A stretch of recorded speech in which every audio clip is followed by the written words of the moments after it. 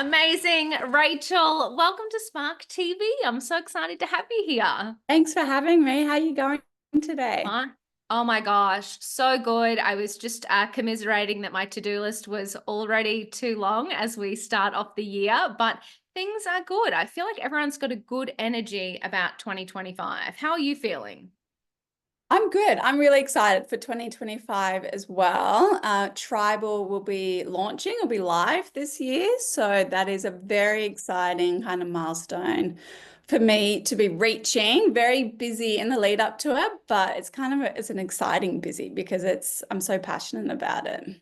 Oh my God, that is so cool. So then let's start out by telling everyone who you are and what Tribal is. Yes. So my name's Rachel. I'm a clinical psychologist by background, and I'm the founder of Tribal. So Tribal is essentially a friendship and dating app, but it's really based on psychology, and it's all about combating loneliness and improving social connection, trying to use technology in a really positive way. So the profile build and the questions are all around compatibility and values. And that's how people are matched and brought together. And I guess the psychology behind that is having aligned values is the key to any lasting friendship or relationship, right? You can have quite different personalities, but you've got to have aligned values. And it's just quite different to what's currently on offer. Really trying to just eliminate that kind of superficial swipe culture. So that's one of the key features. Another key feature is that photos are actually blurred for 72 hours. Oh, So you cool. get the kind of idea of what the person looks like, but having the blurry photo just helps build that authentic, deeper connection without having that initial superficial judgment. I guess trying to mimic real life. I don't know if you've ever, had this happen to you, but have you ever met someone before, thought they were like okay looking, being someone attracted to them, but gotten to know them and that attraction's built? Yeah, absolutely. Yeah, so the current apps don't really kind of allow for that. So that's what we're kind of trying to mimic within the app. And then we also have voice memos. You can actually hear someone's voice before you see their photo. That's so cool. I mean, it's so interesting because I'm a child of meeting men at bar and getting married, but I had a brief period of going onto the apps and doing the swiping things and seeing the people and talking to them. And I was like, and I discussed this at length with my husband as well. And it's like, when you meet someone in real life, you do have that attraction, you do talk about things. You don't have a checklist in your head. You're just kind of getting Yeah. to know them, you're getting the vibe. And I feel like with apps these days, people kind of come in with a checklist, so they don't even give people a shot. So I just love the idea that you're offering these features that are going to help people go a little bit deeper into who someone might actually be first before we dismiss them. Yeah, 100%, and especially for the friendship side of things. So you can sign up Yeah. and you'll say, I'm looking for a friend or a partner. You kind of channel to either platform. But friendships really shouldn't be swiping on a photo either. Yeah. And just loneliness, it's such an issue at the moment. So just helping people kind of connect, finding their tribe, right? Yeah, I love it. I mean, it's really interesting. I moved to a regional town like 3 years Mhm. ago. And that's so interesting because it is really hard, especially as you get older, to meet new people and create these new Yeah. friendships. And you do have to go through a lot of trial and error. Like I joined like the Chamber of Commerce and businessy groups to like just meet random people. But I think having a platform where you can actually talk about values, connect with people, I just think it's genius. How did you come up with this? Good question. It was actually like 3 or 4 years ago now. I had two kind of concurrent things happening at the same time. At work, in my kind of professional life, I was seeing so many lonely young people. In my previous job, I worked with kind of young adults. So a Mm. lot of 18 to 25-year-olds that just didn't have a person in their life. And it's of all the things that really tugged on my heartstrings, that did. It's like at that age, you shouldn't be lonely. And sometimes between sessions, like they might not have spoken to anyone else. So Wow. yeah, I was just seeing it more and more I was at my old job for a decade, and over the decade I was there, it was just skyrocketing, kind of the loneliness in young people. But then on the flip side, everyone was on devices, but more connected than ever before. So something kind of was going wrong somewhere in that sense. And then in my personal life, I have a few single friends that are on the dating apps and all just reporting the same thing. Superficial, it's transactional. They'll download them all, go on them for a few months, get burnt out, and then delete them and then start that cycle again. So I kind of, these two things were going on in my mind. I was like, what if there's a way to like make an authentic dating app or a friendship app? And it just kind of came to me. So I was working on it very much as a side hustle for quite a while. I also have kind of young kids myself, so I had a baby in this time. But it's in the last kind of 12 months I've really gone in a lot deeper and kind of giving it 110% now. That's so cool. And I mean, it makes so much sense, right? When you're hearing consumers' issues, it kind of makes you wonder sometimes, like, why someone hasn't thought of this already. Yeah, yeah. I've had that thought a few times. There's definitely some niche apps coming out there, but as far as I know from my research, there's nothing that's kind of really using psychology in the way that I am. Totally. And it makes so much sense. You know, we have so many conversations around social media and apps and, you know, dating apps and all those things, and about how, you know, it's never been so easy to talk to people, and yet we are so lonely and disconnected. So, yeah, Yeah. I just think it's amazing. Yeah, yeah. I mean, the World Health Organization has labeled loneliness the next kind of epidemic. It's just, it's worldwide. Wow. That's crazy. So, Mm. how have you gone from psychologist to tech entrepreneur? What was that process like? Great question. I've learned a lot over the past, even just the past 6 months. So a few years ago, maybe 18 months or so, I was like, right, I want to actually get this app built. But all I'd done was drawn kind of sketches of what I wanted in it and the values component. So I did a bit of research. I found a company based down in Melbourne that build kind of apps, and I got in touch with them and started that process. It was quite slow, but then at the same time, as I said before, I also kind of had a baby and was working full time. So there was times it was kind of slow for me to kind of um, dedicate too much time to it. So that process went on for about 12 to 18 months. And as I guess I started talking about it more, doing some market research, it was just getting really hard to juggle my full-time job and building kind of Tribal and the app and having a family as well. So I think something had to give at some point. Yeah. We had bootstrapped the build of the app ourselves. So I was kind of thinking, I'm Wow. so passionate about it. We've invested money into it. Do I take a leap of faith and resign? And I'd had mixed advice for a little while. Someone like, don't resign until you're kind of making money or getting traction with your new kind of venture. But then at the same time, I couldn't make any progress with the app and with Tribal whilst I was juggling a full-time job. So my husband and I sat down and made the decision that I would resign. So it was daunting, but I was also kind of ready for it. I'd been at my previous job for 10 years by that point. So it was definitely the end of an era, but something that I'm so passionate about Tribal that I was kind of ready to go all in. So that was a few months ago now. And it's funny, it's like the week after that happened, new opportunities kind of opened up. Wow. So much has changed. I actually was at South by Southwest in the startup village Oh, there, which was a really cool. exciting opportunity. And from that, I met someone who it's like a husband-wife team that build apps, websites, have a team of developers in India. And I've actually kind of handed over the tech side of the app to them. So I kind of took it away from the Melbourne company, handed over to them, have a kind of a tech team on board, and they are just taking the app to another level. The kind of AI features, the psychology behind it, the recommendations, it's all just so different from the initial kind of the initial app that was built. So a minute delay in launch, but it was for all the right reasons. Yeah. So that has been a really exciting development, but I've learned so much along the way. Like I don't have a tech background whatsoever. I'm a clinical psychologist. My whole career had been kind of one-on-one therapy work and kind of working in a mental health service. So it's been exciting, but I've learned a lot. No, it's always really interesting. You know, there's so many sometimes horror stories with technology, especially with non-tech founders when you do have to trust, I guess, your tech team. Yeah. Um, but it sounds so exciting. And now that you've got these guys on board, Yeah. and it sounds like, if they're talking AI and all of those kind of things, Yes. that they're probably the right partner to, take it to the next level and think of those 100%. creative Yeah, ideas. yeah. Yeah.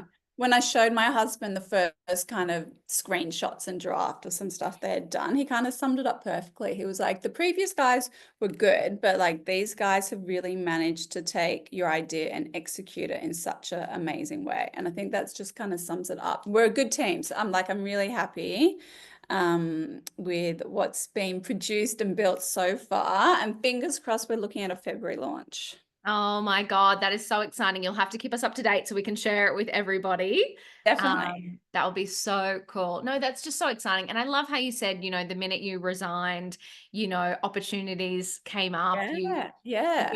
Put yourself in a situation at South by Southwest where you could meet other people. I Hmm. think that that's really important in business is to put yourself out there. I think it's super scary, but you kind of have to do it. 100%. Yeah, you got to have a yes attitude. In the past few months, I've had so many meetings and coffees and catch-ups with people from just such different backgrounds, all kind of in the startup, tech, finance world, but just different expertise, different backgrounds. And every single conversation, I've learned something from and taking something from it. And I just couldn't do that when I was in an office 9 to 5. Yeah, that is the hard thing when you're like doing it as a side hustle is just the time. You're so Yeah. right. It's like, if you've got a 9 to 5 and you're traveling 8 to 6, it's like it doesn't leave a lot of room for actually having a coffee with anybody, does it? No, no. Oh, that is so good. I love it. Do you think that you'll raise capital or are you planning on continuing to bootstrap? We well bootstrap. We did a friends and family round, which was super fortunate to kind of have the opportunity to do that. From all advice I've been given, and also that I agree with, is to delay the capital raise as long as possible. So we will do one, but it will be some point this year after we're live, once we've got users, hopefully some traction, some things to show in a capital raise Yeah. as well. So answer is yes, but I'm going to delay it as long as possible. Yeah, I love that. We raised capital for my other business, Scrunch, and we raised 3 times actually. And I'm always say to people like, try to limit it and put it off. Yeah. That I think you've got such the right attitude. Getting out there, bootstrapping, being able to show that traction. The landscape in venture capital has changed so much over the last like 5 years with Yeah. COVID. Like they want to see that traction and profitable business. I think 10 years ago, you could just have a whim and an idea and they would back it. But now you're like, it's got to Mhm. be really solid. So that's Yeah. awesome. How Yeah. exciting. It is so exciting. I guess what I'm doing is a little bit different. Sometimes people hear when I say it's a friendship and dating app based on psychology, they kind of lump me into the dating app category straight Mm. away. So it has taken a bit of convincing of a few people. But once I've managed to sit down and explain it to them, so far everyone's kind of come round. But it's just something to be mindful of. Like no matter what your idea is, sometimes you might have people that dismiss you quite quickly. Oh, totally. And when you're doing something new, there is that education process. Hmm. Like I remember so on my other business, Scrunch, it was influencer marketing, like trying to tell an investor who was an old white man what an influencer was. I had to start by explaining what an influencer was before I could even get to the technology. Yeah. So, yeah, when you're kind of pioneering a category, it does take a long time because you do have to go through that process with everyone, whether it's an investor, an employee, a partner, like anything. So, yeah, that's super exciting. Yeah. Yeah. It is. How are you going to launch? Do you have any plans? Is it soft launch, big bang? What are your thoughts for February? Yeah, great question. So my thoughts at this stage is I'd love to do a launch event. Funds and cost will come into that. So we're just kind of figuring it out at the moment.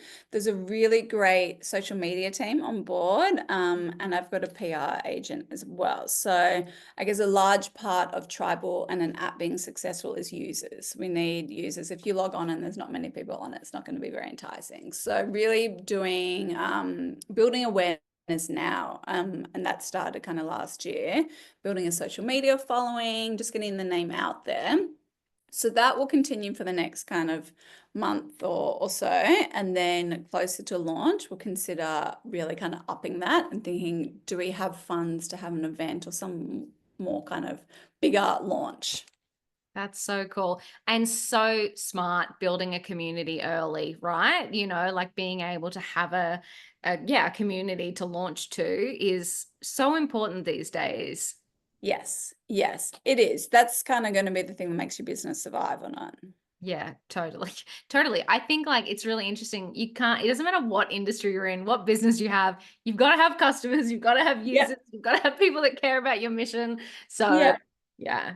And social media, obviously, key part of the strategy. I think you have to do that as well. Like every person, whether they are, 10 or 100, is on mhm, social media in some capacity. So super yeah, smart to build the community there as well. Are yeah.